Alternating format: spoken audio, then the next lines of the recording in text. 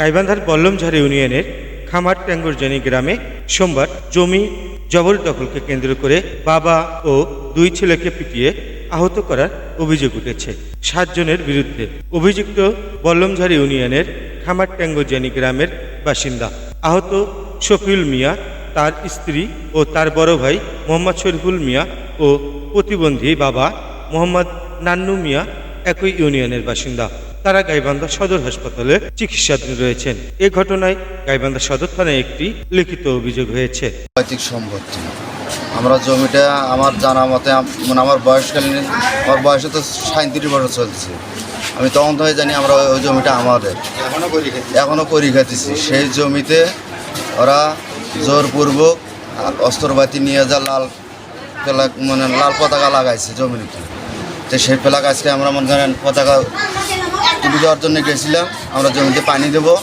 সেই মুহূর্তে আলামিনের বউ, চানমিয়ার বউ এবং আলামিনের ছেলে, চানমিয়ার ছেলে আইসিয়া আলামিন লাঠি এবং অস্ত্র দিয়ে মর্মমভাবে আমাকে আঘাত করে এবং আমার ছোটো ভাইয়ের বউ এবং শরীরের উপরে অনেক টর্চারিং করে তারা। আমার বাপ দাদার পৈতৃক সম্পত্তির জমি, আমি ঢাকায় ছিলাম। ঢাকা থেকে আসিয়া আমার জমির উপরে ওরা লাল পতাকা টাঙ্গিয়ে ওরা মনে করো জমি দখল করার জন্যে জোরপূর্বক আমাদের উপর অন্যায় অত্যাচার শুরু করে। আর এরা আমাদেরকে মনে করো বাপ বেটা 3 জনকে মনে করো মারিয়া এবং আমার বউকে মনে করো অজ্ঞাত অবস্থায় সিজার করা রোগী তাকে মনে করো পেটে লাঠি মারছে এবং লাঠি দিয়ে হাতে জখম করছে এবং ঘাড়ে জখম করছে। আলামিন এবং আলামিনের ছেলে এবং আলামিনের ভাতিজা এবং চানমিয়া সহকারী এরা সবাই মিলে একত্র হয়ে আচ্ছা, আপনারা কয়জন হাসপাতালে আছেন? আমরা এখন 3 জন মেডিকেলে ভর্তি হয়েছি। আর আমি যাই হোক আমার একটু কপালে একটু আঘাত লাগছে, আমি মেডিকেলে ভর্তি হইনি।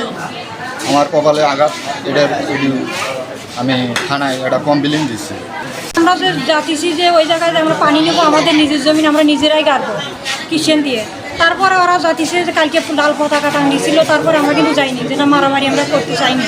আমরা জমিনটা আমাদের নিজস্ব, সে বাবা মরি যাওয়ার পর থেকে কিন্তু আমার শ্বশুর ওদের জমিন খাবার দিচ্ছে। দেওয়ার পরে আমরা ওই তখন থেকে আবাদ করে খাতেছি। খাবার পরে এখন ওরা করতেছে আমরা জমিনটা হলে আমার ঘরে এমনিতে নাকি খাবার দিচ্ছে, কিন্তু জমিন কিন্তু এমনিতে খাবার দেয়নি। আমাদের কাগজপাতি আছে, চেয়ারম্যান নিয়ে আমরা মিটিং করছিলাম, তো এগুলো যাই হোক হয়ে গেছি। এখন ওরা যায় জমিনের মধ্যে হামলা দিয়ে লাল পতাকা টাঙিয়েছিল, খুঁটি গাড়ছি। আমরা মনে করছি জমিনটা তো আমরাই গাড়বো, আমরা তো গাড়ি খাতিয়েছি। কিন্তু তারপরে পানি নিবে, আমরা খালি হাতে যাওয়ার পরে যা দেখি ওরা নালি নিয়ে তেমন অস্ত্র নিয়ে ছোড়া নিয়ে দাঁড়ায় আসছিল ওখানে। মানে ওই লাল ওরাই দিছে, ওরা তরফ থেকে দিছে। ওটা কি নিলামি জায়গা নাকি যে ওরা লাল পতাকা দিবে? মানে ওই জন্য তো আমরা তুলি ফেলে যে আমরা জমিন নিজেরাই গাড়বো। পানি নিবে যায় তো এই অবস্থাটা মানে সবগুলোকে আমাকে অস্ত্র দিয়ে মারধর করছে। ওরা ভাড়া করিয়েও নিয়ে গেছিল, নিয়ে যায় এইভাবে মারধর করছে। আর উনি তো সিজার করা মহিলা, ওনার পেটের মধ্যে চাচা শ্বশুরা কীভাবে লাঠিগুলো মারছে সেটা তো জনগণও দেখছে। আর ওখানে যে কামলা কিষানেরা আসছিল ওরাই ধরে নিয়ে যায়, মাথার মধ্যে পানি ঢালা দেয়। আর আমাদের মারধর করলো, এগুলোর আমরা আইনত ব্যবস্থা নিতে চাই।